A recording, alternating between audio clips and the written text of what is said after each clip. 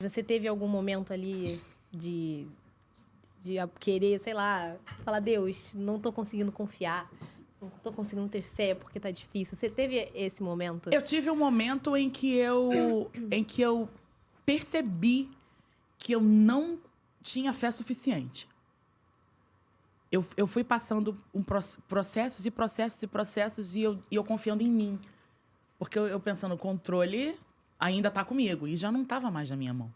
Desde o momento em que eu saí do Brasil, ele falou assim, perdeu. Acabou. Tá, agora tá comigo, literalmente. E teve um dia que eu me vi dentro do carro, ouvindo uma canção. E eu disse... Parece que a minha ficha caiu. E eu falei assim... Eu comecei a chorar. E eu falei, Deus... Meu Deus... Eu preciso do seu perdão. Porque eu tenho tantos anos de crente. Eu tenho tantos anos te servindo. E eu tenho tanto tempo que eu prego a tua palavra, que eu falo do Senhor. Mas aqui eu descobri que eu não confio no Senhor. E esse momento foi assim... Foi só eu e Deus. Eu tava no carro e... Eu comecei a ouvir o som muito alto e falando com Deus e orando a Deus, dizendo... Me perdoa, Senhor. Como eu sou...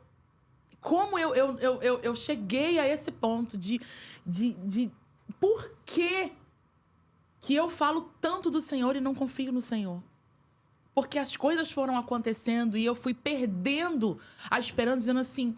Como é que vai ser agora? E agora, o que vai acontecer? Como é que vai ser? Porque eu queria dar o meu jeito.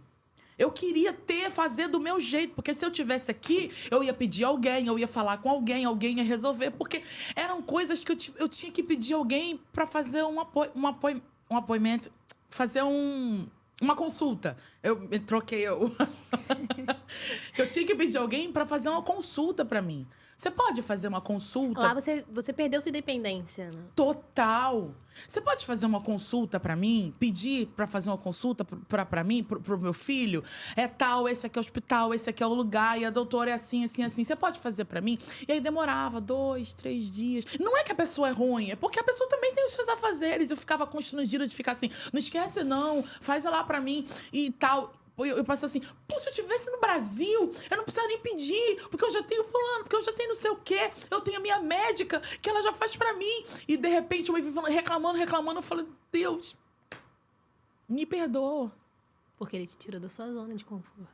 Porque eu preciso confiar no Senhor. Eu preciso viver o que eu prego literal. Porque confiar em Deus, mas dando o seu jeitinho, é moleza. Você confiar em Deus, mas... Amigo, tem como você resolver um negócio pra mim rapidinho? É fácil. Dizer que você confia em Deus, mas você dizer assim, doutora, passa uma receita pra mim, porque o meu filho tá passando mal agora, e não sei o que, não sei o que, blá, blá, blá. É fácil. Agora, você confiar em Deus e não ter ninguém... Eu me lembro que eu tenho a minha amiga, doutora Lívia. Eu comecei a conversar com ela, conversando, e eu fui falando, Lívia tá assim, assim, assim. Ela falou assim, Elaine, você não tem ninguém aí. Você só tem Deus. Quando ela falou você só tem Deus, virou uma outra chave. Porque assim, Deus vai falando. É tudo que eu tenho. Falei, mano, meu Deus, é tudo que eu preciso. É o suficiente. Não é tudo que eu tenho, é tudo que eu preciso. Se eu só tenho Deus, eu tenho tudo. E foi a hora que as coisas começaram a me despertar em mim. Eu falei, se eu falar com ele vai fazer. Só que era muito mais fácil eu chegar e pedir. Eu comecei a orar, gente. Eu orei pro meu filho se adaptar na escola. Sabe, coisa que você fala assim, que se fosse aqui, eu ia fazer essa oração. Deus, por favor. Deus, por favor. Eu lembro de eu orando, eu chorando, eu pondo as mãos na cabeça do Joabe e do Josué, eu dizendo, Deus, por favor, ajuda os meus filhos a se adaptarem na escola. E eu falei assim, isso é depender de Deus. No sentido literal. Você não é só Eu não com tinha coisas outra grandes, né? opção a não ser depender dele. Sabe? Porque não tinha ninguém pra fazer pra mim. Ele tava numa escola, ninguém falava inglês. E eu falei, Deus, envia alguém pra ajudar o meu filho.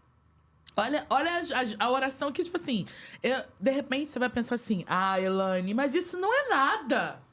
Isso não é nada pra quem não tá precisando. Mas pra mim, naquele momento, era tudo que eu precisava. Porque o Joab gritava, eu não quero ficar aqui.